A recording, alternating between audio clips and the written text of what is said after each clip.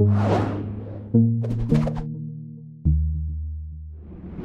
hey everybody, I'm Nick Pettit. My Twitter handle is @NickRP, and this is a live Q&A session about web design, so you can go ahead and ask me any question about web design, web development, careers in the web industry, or whatever else is on your mind.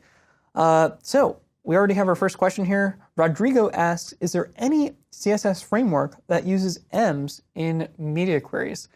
I'm sure the answer to this is yes. That's probably the simple answer. But we can go ahead and look and see what a popular framework does. So if we head over to Bootstrap here, and we can go ahead and download Bootstrap, unzip it, and dig into the CSS. So we'll go ahead and open that up in Sublime Text. Oh, looks like it already was open there. I'll go ahead and search for, let's see, M.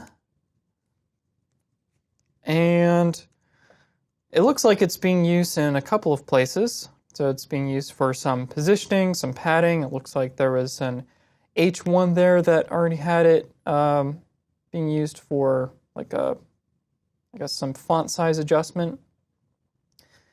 But I'm assuming that the question that Rodrigo is asking is related to resizing text in media queries. So I'm looking here, I don't see it used in that way, and it's also not actually used to describe the minimum and maximum widths for the media queries either.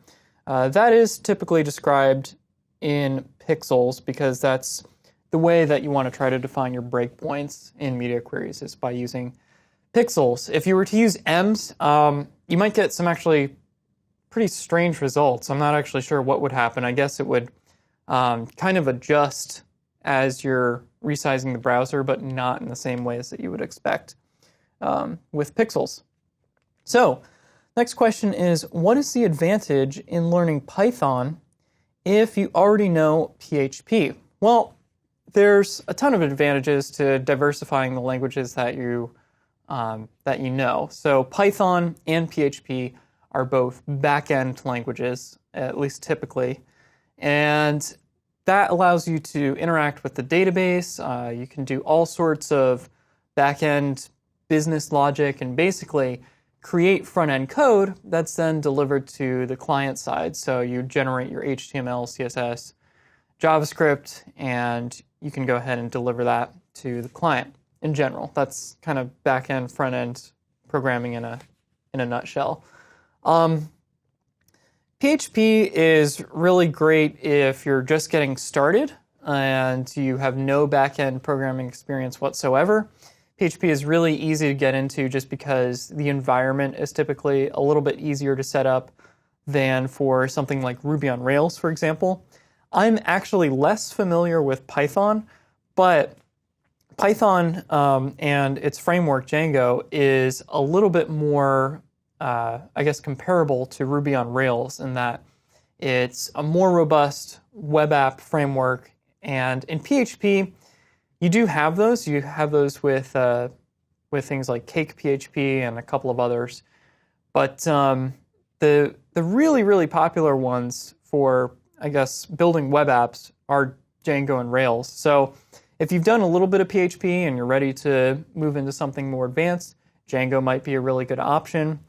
But knowing as many languages as possible is always going to be your best bet because once you learn one language, it's really easy to pick up other languages.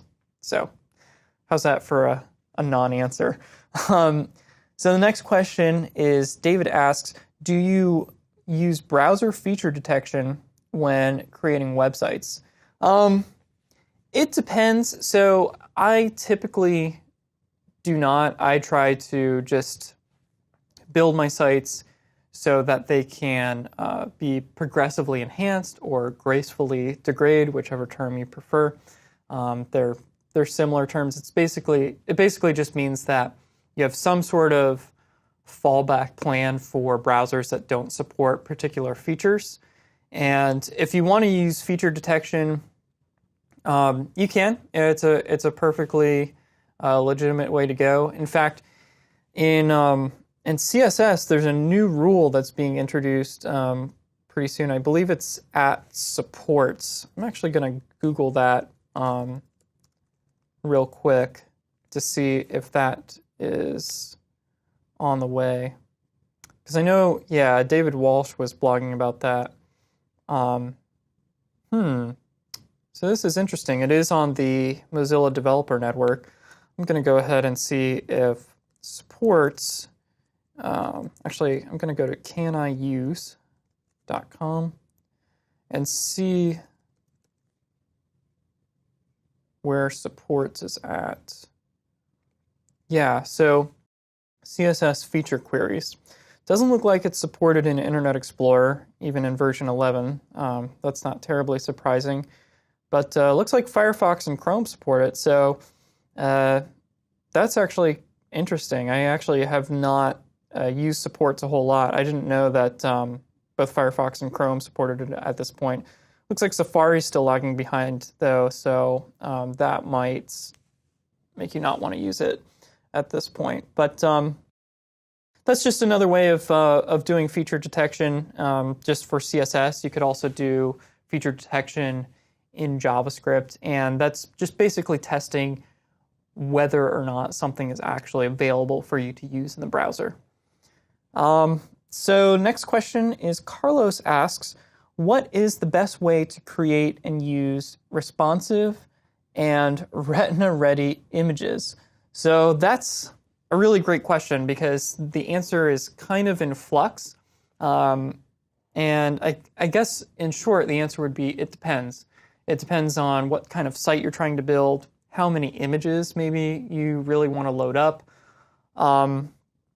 So there's a simple answer and a complex answer. The complex answer is to use basically a tool that will go ahead and swap out your image sources. So I'll take a look at those in just a second.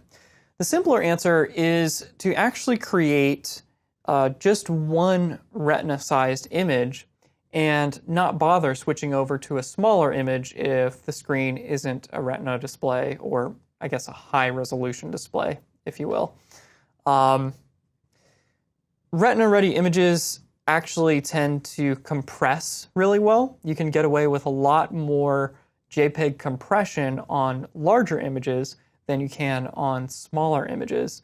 So, for example, if you had a photograph at 2x resolution, you could probably get away with setting the compression in Photoshop and Save for Web to like 20 or 30%, which sounds really low, but once you set that and it gets resized for retina displays and it gets rescaled in the browser, even if the device isn't a high-res display, it will still look really good. All of those compression artifacts will kind of just shrink away.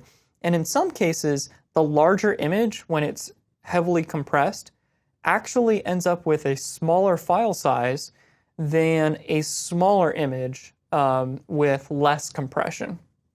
So hopefully that made sense. And in most cases, you can really just get away with having just the retina-sized image or just the 2x image and just putting a lot of compression on it.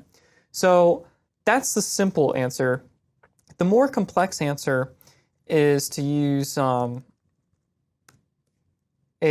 sort of framework, I guess, if you will, to go ahead and swap out your image sources.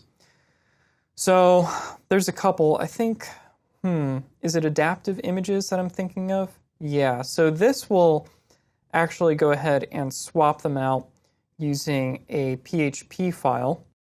So adaptive images is one option. I think, let's see, responsive images. Trying to think what this other project is called. Can't think of the name of it. But there's another one. There's Zurb Interchange from Zurb Foundation. So let's type in interchange here.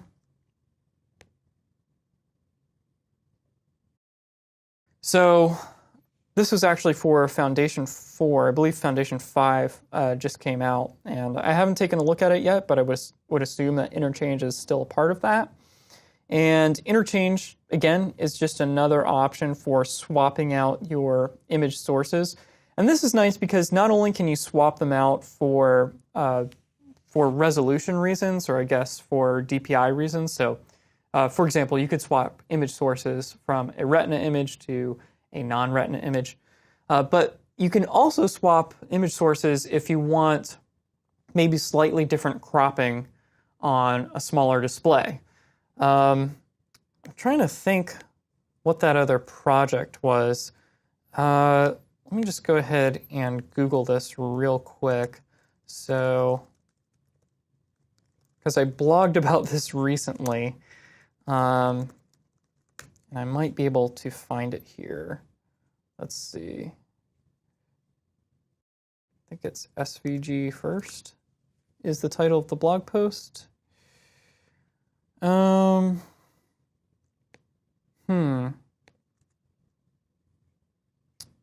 can't quite find it. Ah, there it is. It was called Scalable Web Design. I know the link is in here somewhere. This is actually a blog post where I talk about how it's good to use SVGs first, if at all possible. Aha, okay. There it is. I Googled responsive images, but I couldn't find it. So responsiveimages.org is the Responsive Images community group, and this is just yet another way to go ahead and swap out your image sources. They're kind of pushing for the picture element, which would make swapping image sources pretty easy, but here they have a really great example of what you can do when you swap out image sources on different devices. So on a large display, you might want to show just the entire picture, but if there was a focal point in the image, and in this case it's this dog here, they want to go ahead and zoom in to the most important part of the image, because if you had this very large image and it was shrunken down to this portrait view on this phone, it would be a little bit difficult to really see all the detail there that you'd want to see. So anyway, those are a couple of options. I'm sure that's probably more complex of an answer than you were hoping for, but that's just the truth. There's really no simple answer to creating retina-ready images. What's your opinion on SVGs?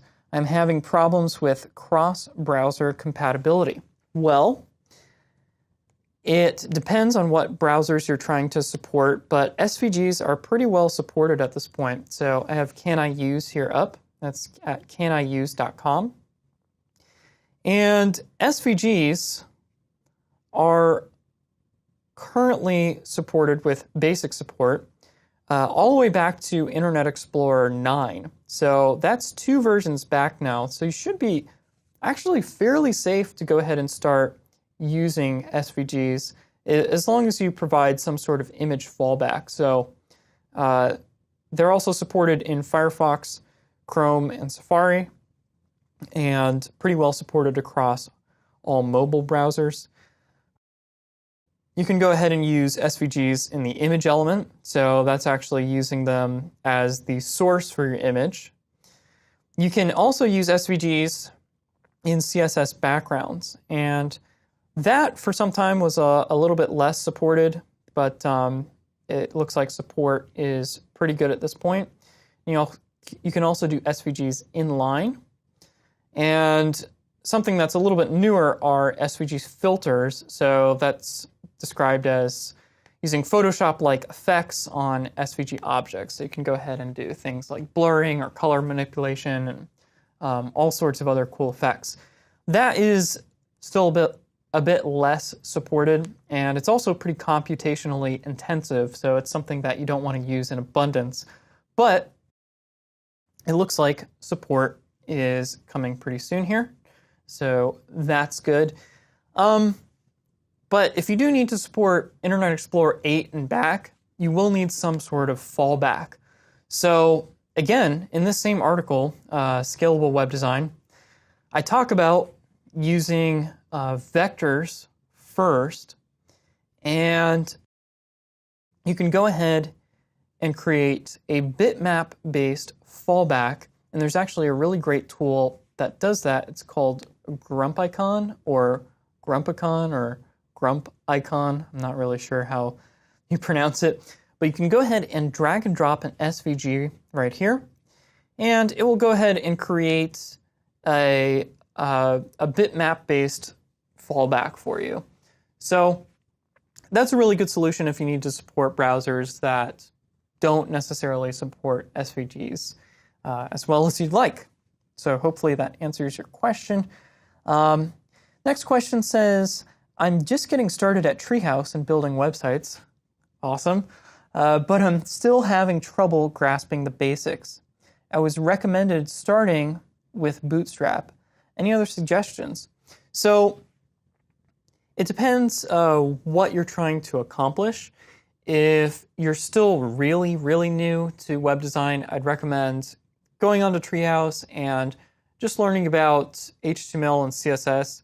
You've probably started with the project How to Build a Simple Website, where we actually build this website called Smells Like Bacon. You can see a sample of it at smellslikebacon.com. And it's just a simple website for a bakery. And we do use a simple grid system, but we don't use a full-blown framework in this particular project.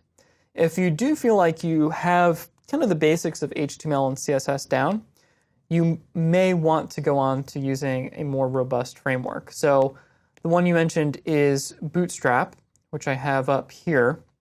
And that's what's called a front-end framework. So it's basically going to be a collection of CSS and JavaScript, and you can go ahead and use Bootstrap to build more complex grids rather than using the simple grid system that we introduced in that project. So Bootstrap is very robust and it's used by lots of websites. It's really, really great, and it does make it very easy to get started building grids. There are other options for front-end frameworks though. So this is another one, and it's called Zurb Foundation. Let me pull it up here. Zurb is the company that puts it together. And as I mentioned previously, it's now in version 5, and you'll find a lot of the features in Zurb that you would find in Bootstrap. They're very, very competitive with one another, so one is not necessarily better than the other. It really comes down to personal preference. So if you're still new to web design and you're just starting out and you're ready to start using a framework like this to try and accelerate the pace at which you can build websites, I would go ahead and try using Zurb and try using Bootstrap in 2 separate projects and see which one you like better, because you might find that you have a preference for one over the other. And that's perfectly fine. That's why there's more than one front-end framework. And those are actually just 2. There are 2 major front-end frameworks that are very popular and very feature complete, but there's lots and lots of other front-end frameworks if you feel like these are a little bit too robust for you. You can just go ahead and type in front-end framework into Google and just start searching around a little bit, maybe read some blog posts, and you'll find lots of others that you can go ahead and test out. So next question is from Rodrigo, and he says, is an Internet Explorer 8 fallback still needed? Well, that depends on the audience for your site. If you are looking in your Google Analytics for the site, and you're noticing you're getting a lot of Internet Explorer 8 traffic, then yeah, you probably still need to support Internet Explorer 8 to some degree or another. If you look there and you see that your site really isn't getting a lot of traffic from IE8, then you're probably okay. If it's down to like 1 or 2%, that's probably the point where you can start cutting off support, or at least not offering support for some of the more advanced features that require a newer browser. So let's just go ahead and look up browser market share, because you can usually get a pretty good idea of some usage statistics here. So let's see. If we're looking at, I'm actually looking for a particular version of IE. I'm not sure if this table offers that. This Wikipedia article actually uses a variety of sources for their statistics on browser market share, but this isn't what I'm looking for. Let's see. Let's go ahead and go back and see if we can find net applications, because I usually have a pretty good, yeah. Is this it? Net market share? I'm not sure. We're going on an adventure here together. Anyway, yeah, I mean, I would just look at the usage stats for IE8. You can usually find it pretty easily by Googling, a little bit more easily than that. But also make a decision based on your audience. That's really the most important thing, because if nobody's visiting your site that's using IE8, then in your case, it doesn't really matter. So, something to think about. Next question says, do you have any good recommendations for or resources for blog post templates? Not really. I'm actually not too much of a WordPress guru. I've used WordPress quite a lot in the past, but I'm definitely not an expert. WordPress goes pretty deep. But for blog post templates, I mean, when I think of blog post templates, I think of, WordPress themes. So if you're using WordPress, that would definitely be the place to look. You would want to go for, you'd want to just type into Google like WordPress themes, and you'll find tons and tons of themes that are both free and paid themes as well.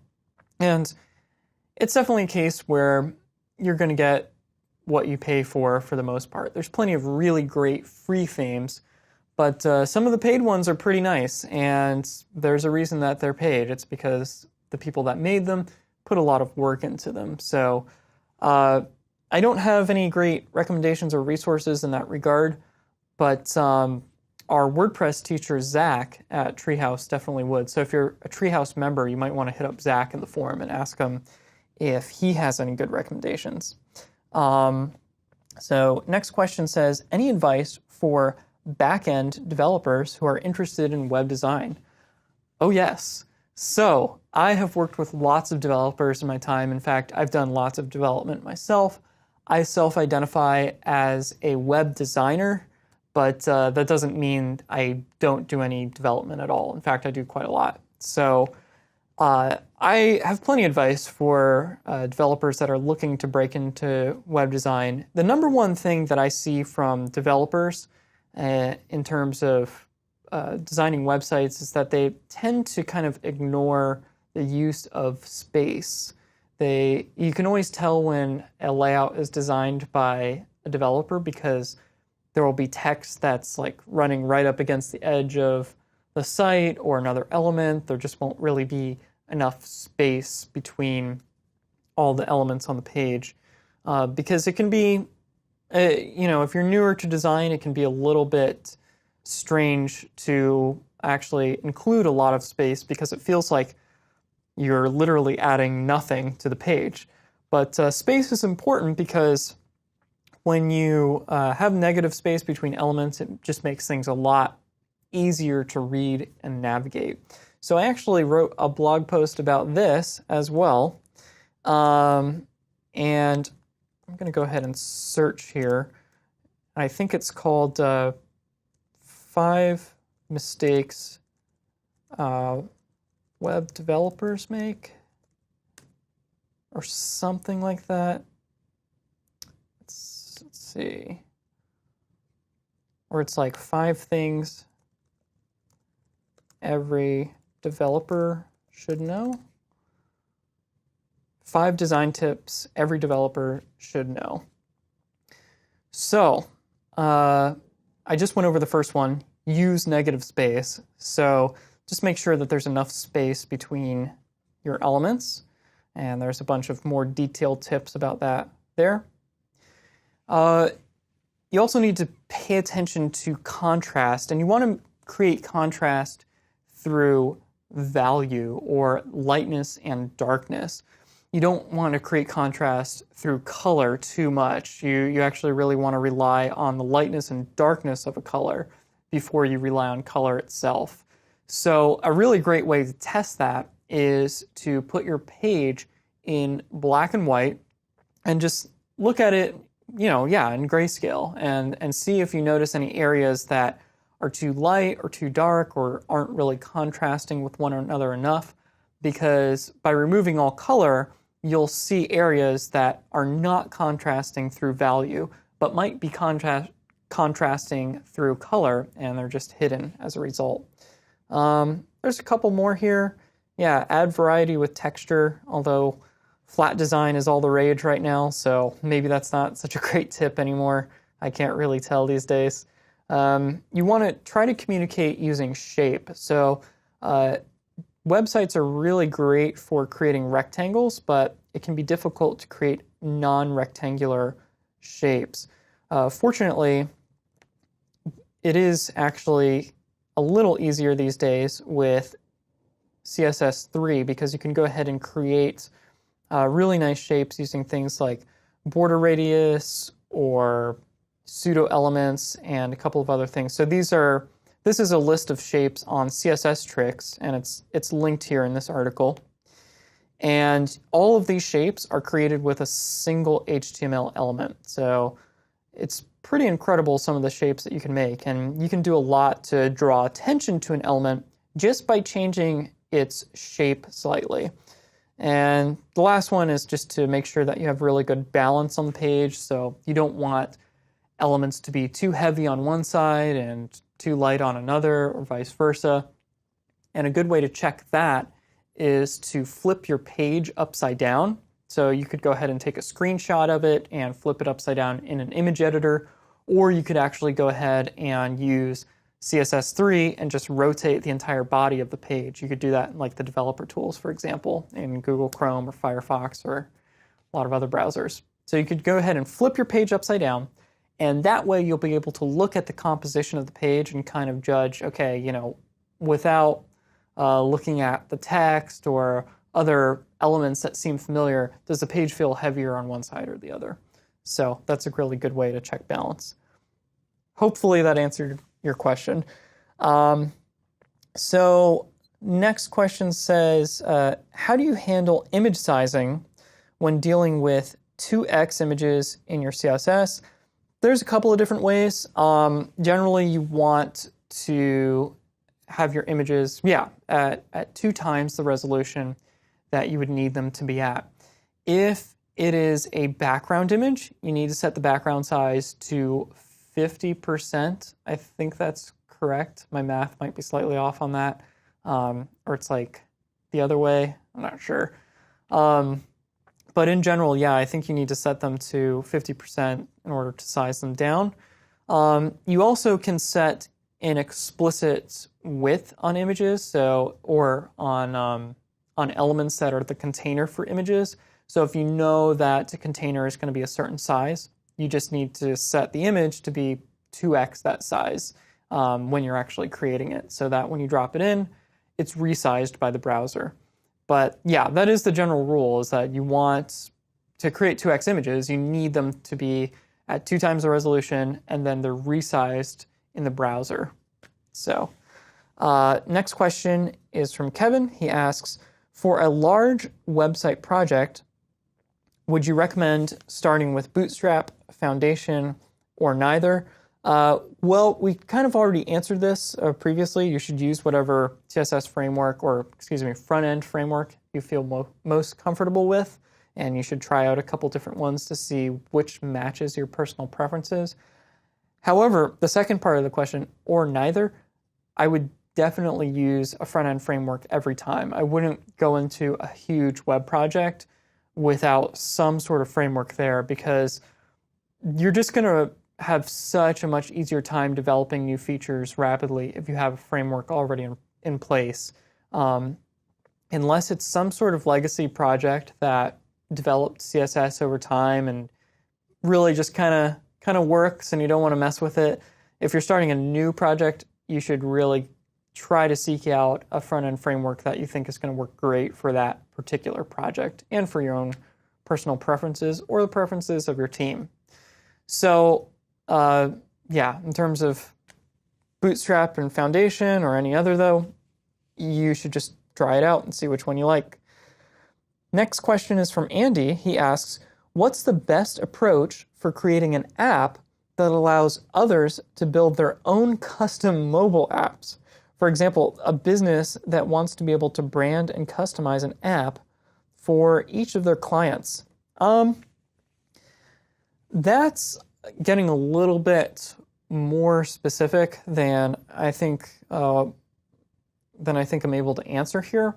I'd have to kind of see the project and see the code and stuff. But in general, I think you want to focus on the areas that are going to be different for each client and then try to standardize the parts that are going to be the same, right? So if you know that, for example, the logo is going to need to change for each client, obviously that's something that you're going to want to include as maybe an image upload. So if you're building out, say, the customization for the app, you really just want to have it all in one nice, neat form that kind of shows what parts are going to be different. So they can upload their logo, they can upload their tagline, they can upload their bio, all that kind of stuff. For building actual functionality into applications that differs from one app to another, that's a pretty complex project, and it's kind of hard to make a recommendation without more specifics. But hopefully that answers your question, at least partially. Next question is from Kay. They ask, what is your web design process for a medium-sized project? That's interesting. So for a medium to large size project, or I guess medium and up, we'll say, I'm always going to use a framework like Bootstrap or Foundation. I personally like Bootstrap better. Doesn't mean that it's better than Foundation or vice versa. I'm always going to use a framework every time. And in terms of design process, I usually will start with wireframing. So I'll start some sort of paper mockup, or I'll do wireframes in a wireframing tool like Balsamiq Mockups. And from there, I'll try to iterate on those a couple of times. I'm really a big fan of iterating and not just going with the first idea that pops into my head. So when I'm designing a page, I'll list out all the things that I know need to be somewhere on the page, and then I'll start placing and laying out the elements in terms of shapes, so I'll kind of block out the different areas. After that, it really depends, but for a medium project, I'll probably skip the Photoshop mockup, and I'll even do this for larger projects. I'll just kind of go straight into the HTML and CSS. Unless there's just really specific parts that I know need to be fleshed out in more detail and are going to need some really fine-tuning, I guess you could say, then I'll go ahead and go into Photoshop. But otherwise, I'll try to skip Photoshop when I can. So for a medium project, I'm probably not going to do any kind of mock-up in Photoshop or in Illustrator or some other tool. For really small projects, I will sometimes not use a framework. If I know it's just going to be one page and it's going to be really simple, I'll just go with a simple CSS reset and just kind of hand code it from there. But for a medium project, yeah, definitely going to use a framework, and every time I'm going to use some sort of wireframing and mockup tool. I think that's really essential. So next question says, what kind of projects would AngularJS be a good fit for? So that's a good question.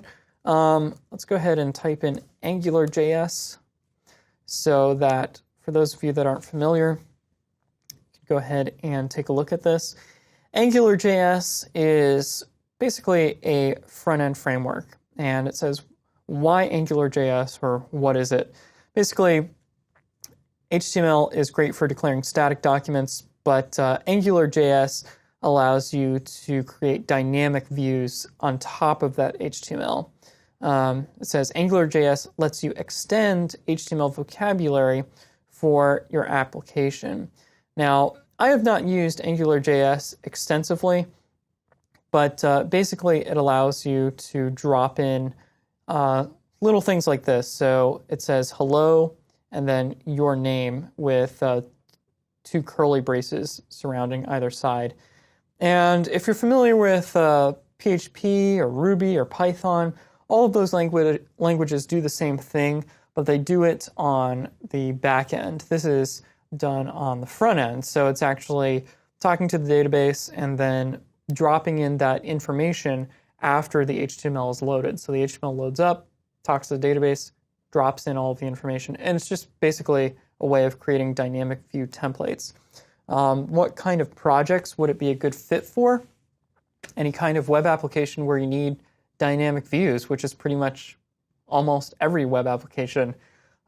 Internally, and our founder and CEO, Ryan Carson, has blogged about this, we use a custom-built app, and we use AngularJS with it. And it's basically like a clone of Reddit, where we can kind of upvote and downvote different posts, and we can have threaded discussions. And we use AngularJS to populate those views, and it's worked out great for us. It's kind of a medium-sized project at this point, but Angular has been great. So I guess that's at least one specific example. Next question says, do you have any advice for someone looking for a web design job right out of college? I'll be graduating in May with a marketing degree, but I've been learning web design with Treehouse. Well, that's awesome. I'm so glad that you're learning with Treehouse. I realized at the beginning, I actually did not talk about Treehouse. Treehouse, if you're not familiar, is a website where you can learn web design, web development, business, mobile, and so much other stuff. It's really awesome. You can check us out at teamtreehouse.com here. Here's our beautiful homepage. We recently redesigned the site. It's really awesome. If you go ahead and click the Get Started button, you can drop into our library here and kind of get an idea of what the site is like. So there's a bunch of topics you can choose from here, and it's really, really cool. There's a ton of stuff to explore. We have really awesome forums where people are very, very helpful. It's great. Anyway, that's the 5-second view of what Treehouse is. So I'm glad you're learning with us. But to your question, do I have any advice for somebody right out of college if you want to go into web design? Well, I think it's great that you studied marketing. That's going to be a really big help in any kind of web design career, because a lot of web design is just getting your voice heard. I mean, the internet is really kind of like a megaphone for your ideas in a way, and it's also a really great way to interact and communicate with people. So it's this incredible mixed medium, and it's very interdisciplinary. So there's room for lots of other types of expertise besides just web design. So marketing will definitely be applicable there, because once you create, the next great iPhone app or web app or whatever it might be, you're going to have to market it. So that's really important. If you're just getting started though, and let's say you're trying to do freelance and you're trying to build a portfolio, or even if you're trying to get a job, you're still going to need a portfolio. And a great way to build that up is to just do really small projects that maybe you get paid a small amount for, or even do stuff for free. So how do you find people that need websites? Well, there's lots of ways. Really, the best way is to just reach out to people in your community. So for example, if there's a farmer's market nearby where you live, you might want to go there and talk to a couple of the small vendors and ask them like, hey, do you have a website? And maybe they do, maybe they don't. If they do, maybe you can try to improve their website, because a lot of small businesses don't really have the resources or the know-how to do really awesome websites. So if that's something that you can contribute to them, I mean, that's awesome, and it's a really fast way to build up your portfolio. So that's a good place to look. But once you've built up your portfolio, it's really not too dissimilar from other industries. You want to, of course, apply for jobs in the same way that you might apply for any other job. You can search on job boards and stuff. Treehouse has a job board, so you might want to look there. But you also want to make sure that you're networking within the community. So you want to try to look for web design conferences where you can go ahead and buy tickets and attend and interact with other people that are there. There's also lots of free stuff that you can do. So locally, you might find user groups for whatever type of language or thing that you're interested in. So there might be a Ruby or a PHP users group or a JavaScript users group. There could be like a web design group that meets up for coffee every Wednesday morning or something like that. So try to look around in your local community and network, because oftentimes that's also what leads to a job. Somebody knows somebody else that has an opening at their company, and you can go ahead and network that way. So it's actually pretty lo-fi the way that you'd apply for a job in the web industry. Just like, a lot of other industries, just takes hustle. So let's see, I actually lost my place here. Oh, okay. Next question says, which do you prefer, responsive design or separate mobile site? Oh, that's such a good question. I am going to make a responsive site like 99 times out of 100. I find responsive sites to be so much easier to manage because you're only dealing with one code base. Granted, it is slightly more complicated. It's still going to probably be easier in the long run to maintain a single code base rather than having to sync up a mobile site with a desktop site and have one-to-one feature parity and design parity with both of them. Because, that's difficult enough as it is if, say, you have like a native application and a web app. You don't want to create additional headaches for yourself by creating two different versions of your web app when it can be the same.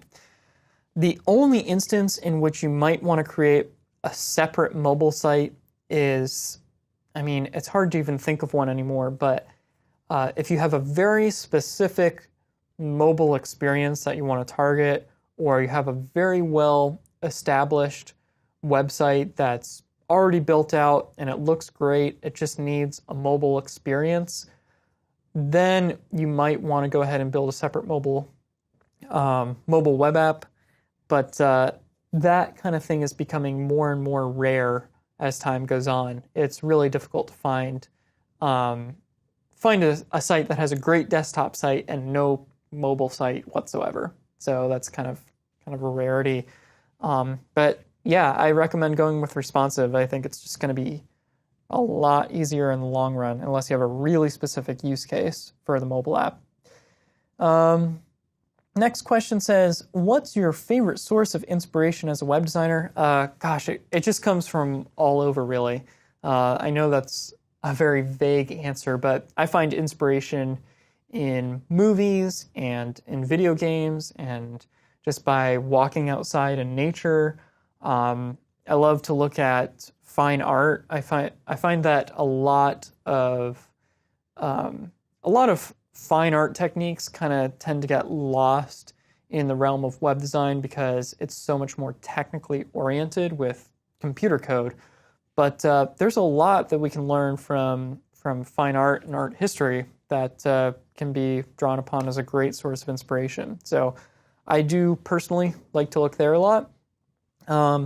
There's plenty of other places to look. I know I've been referring to my own blog posts a lot here, but I did just recently blog about this as well. And it's a blog post called How to Break a Creative Block. And in there I talk about a couple of sources of inspiration. You can look at Dribbble or Pinterest. And there's lots of other sites like it. Those are just two popular ones. There's also Behance and Forest I mentioned later on there. But one thing that I like to do on Dribbble is go to an artist that I like. So I'm just looking at the front page here, popular. Let's say that I look at this and I say, oh, wow, that's really cool. I'll go ahead and click on the artist's name, and then I click on who they're following. And from there, I can go ahead and look and see like, where did the source of their inspiration come from? And usually you can trace things back to something that looks similar to the stuff that you really like that they're producing. And in that way, you can start to find, I guess, real sources of creativity. It's hard to have an original idea anymore, but it's totally fine to be inspired by other stuff, and that's where most artists go to. They go to inspiration in other artists. So next question, and I think we're starting to get close to the end here. I can do a couple more. We usually run for about an hour here, and we're 47 minutes in. But next question says, with websites like Wix that allow users to make websites with no coding, oh man, do you feel that will lower the value of designer jobs in the future? Yes and no, but mostly no. So yes, there are lots of websites like that now that can go ahead and help maybe those smaller businesses I mentioned earlier create websites without much programming knowledge at all. However, there's always going to be a place for customized web designs, and maybe that will eat into the market a little bit. Maybe a lot of people will see these sites and think like, don't really need to hire a web designer to create this whole website for me. I can just go ahead and do it myself.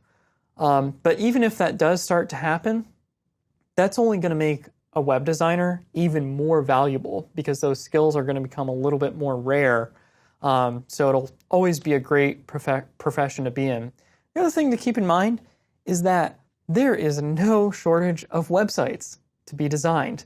There's always going to be more stuff. And in fact, there's small businesses, medium, large businesses, and lots and lots and lots of individuals that all need websites. So for the most part, no, I don't think that's really ever going to be a serious problem that web designers are going to face. Next question says, what's a good way to find a mentor in the industry? That's a difficult question to answer because a lot of times people aren't necessarily able to give their time to individuals that really need to learn stuff, so they can't just, spend a couple hours a day with somebody. But, if you're looking for critique, there's plenty of ways to get that. You could go ahead and post stuff on a site like Dribbble or, other critique sites. Forest is really good for getting critique as well. And in that way, you might not have a mentor that's going to teach you one-on-one, but in a way, you'll actually get something that's maybe a little bit better because you'll get the kind of hive mind and community feedback from a lot of people. And in that way, you can start to evolve your own skills. You may also want to check out the Treehouse Forum if you haven't done so already. There's lots of students there that are totally willing to collaborate on projects with one another. So if you're just looking for maybe a project collaborator, that might be a good way. Another good way to learn new skills if you're still really new is to try and find an internship in the web design industry. And those types of positions or, junior developer positions will be really good because you'll be in a real environment where you have to do real stuff. And that's a great trial by fire, if you will, because you're going to learn so much more than you're going to learn just by working on your own projects. So hopefully that answers your question. Let's see. Next question says, is there a way to remove unused CSS selectors from a large front-end framework? Oh my gosh. So yes, there is. There's a couple of different ways that you can do this. Let's see. I think it's called CSS. Yeah. Here we go. Found it on the first try. Awesome. So there is a CSS redundancy analyzer called CSS, and it says here it will parse any CSS files you'll give it, and it will let you know which rule sets have duplicated declarations. So that's pretty cool. If we go on, say, another website here, and we open up the Chrome DevTools, I did that by hitting Command-Option-I on my Mac. It's Control-Shift-I on a PC. You can go ahead and click on the Audits panel and then hit Run. And it should tell you if there are redundant selectors here. This is taking an awful long time to audit. I'm not really sure why. Maybe I can try it on another page here. I apologize to Chris Coyer for running an audit here. Aha, okay. So you can run an audit using the Chrome DevTools, and it will say remove unused CSS rules. And it will give you some classes or CSS rules that are not being used by the current page. So just to caveat that, it's important that you don't meddle with a framework too much. You don't want to remove stuff that you might really need. But if you are looking to make a framework a little bit leaner, most major frameworks have a customization tool. So if you go to Bootstrap here and click on Customize, you can go ahead and check which parts of the framework that you want to include, and you can go ahead and uncheck parts that you don't want to include. So that's one way to also remove CSS. So hopefully that answers your question. Next question says, how do you find balance in learning web design and development when there's so much information out there? Are there specific areas one should focus on? Yes and no. So it can be hard figuring out what's new and what you should be paying attention to, but really the answer is that nobody knows everything, and it's really impossible to try and learn everything. For example, like I said earlier, I haven't really gotten into Python at all. I just haven't had the time or have been interested in other things. It doesn't mean that Python isn't good and that I should try to learn it. I just haven't. So, you just can't learn everything. So always keep that in mind. There's always going to be more stuff to learn, no matter how far you're able to advance your career and your knowledge. But I guess, one thing you can do is watch the Treehouse Show. So not to self-promote even more, but we do a show every week at Treehouse. It's called The Treehouse Show. You can check it out on iTunes or on our YouTube channel at youtube.com/GoTreehouse. And it's just kind of a roundup of links and other cool bits of information about the web industry. And you can go ahead and keep up that way. You're never going to learn everything. So what should you do instead? Well, you should try and focus. A lot of developers will self-identify as a PHP developer or a Ruby developer or maybe a front-end developer where they do a lot of JavaScript work, for example, or a lot of CSS work. So if you can try and pick a little bit more of a narrow focus, maybe you start getting really into front-end, you might want to look at something like Angular and say, okay, I'm really getting good at front-end development. I want to go ahead and specialize even further and learn things like Angular and other front-end frameworks and become really awesome at that. And that's a perfectly okay way to market yourself. You don't have to be an all-around developer that can do absolutely everything. There are some really talented developers out there that can definitely do both front-end and back-end coding. You don't have to do that, though. You can be a really awesome Ruby developer and leave the design work and everything else to other people on a team. So hope that answers your question. We got about 5 more minutes here, so I'm just going to do a couple more. Next question says, what's the best way to make images responsive? I feel like we kind of already talked about that. Next question says, can you explain Grunt and how someone would integrate it into their workflow? So, CSS actually, I think can be used by Grunt or integrated to a Grunt workflow. Yes. So Grunt CSS is a Grunt task to automatically run CSS. But what is Grunt? Well, it is self-described as the JavaScript task runner.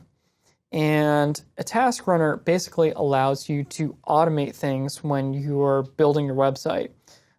So if you have a lot of repetitive tasks, such as running testing, or you need to do minification on your CSS and JavaScript, you can go ahead and build out a tool chain of tasks and go ahead and run those tasks when you're exporting your code for the web.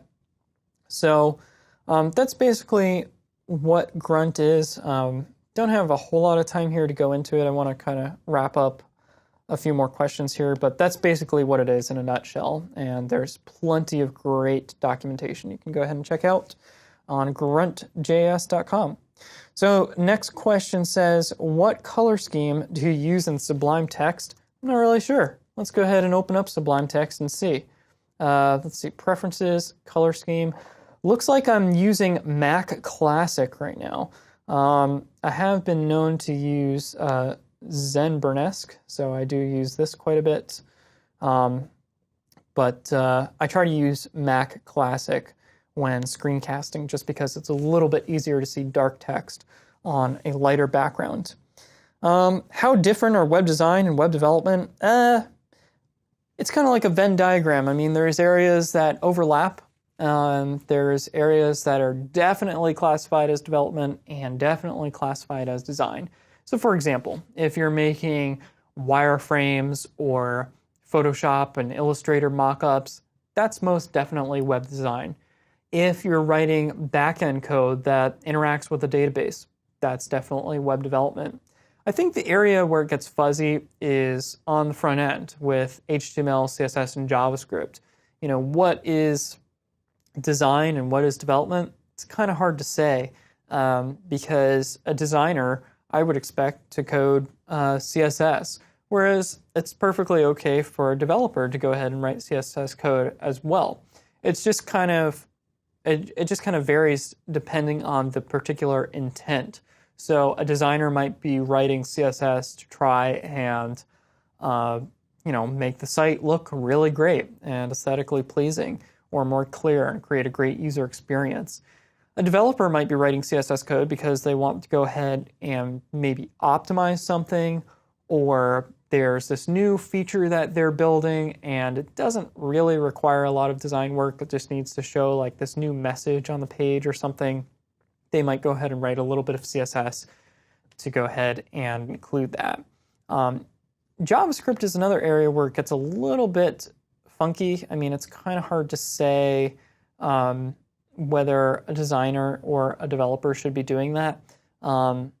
Yes, it is computer code, so, seems like a developer should be doing that.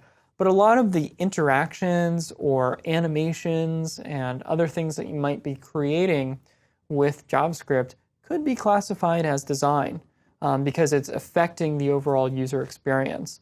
Now, the same could be said about the back end. So, for example, if the site is not performant, that's going to affect the user experience.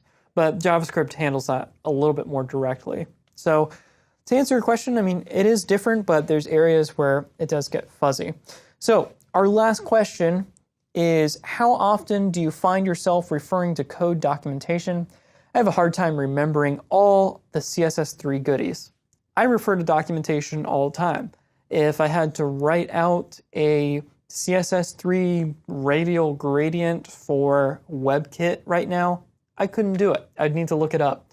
And that's perfectly okay. There's so many HTML elements and CSS properties, you're never going to remember them all. And even if you do, you're never going to remember quite the right syntax for all of them. And if you can, well, then good for you. You're probably a superhuman. It's really, really hard to memorize all that stuff. So don't feel bad if you feel like you need to look stuff up all the time, because all the pros do it. They always look up stuff. They're always referring to documentation, even for functions that they use all the time. If they're programming, they'll go ahead and start to use a function and they'll say, what's that third argument that this method is asking for? They'll go ahead and look it up in the documentation. So don't feel bad about memorizing all the HTML elements, CSS properties. It's really, really difficult to do. Well, that about wraps things up. Thanks so much for sending me so many great questions. Wow, I mean, I'm pretty blown away by the response to this. I'm so glad that so many people participated. It's been really, really fun. Again, I'm Nick Pettit. I am at NickRP on Twitter. If you'd like to learn more about us and check out Treehouse, you can check us out at teamtreehouse.com, which of course is the best way to learn web design, web development, business, mobile, and so much more. Thanks so much for watching. We do these every Tuesday at 2 p.m. Eastern Time, so hopefully I will see you next week.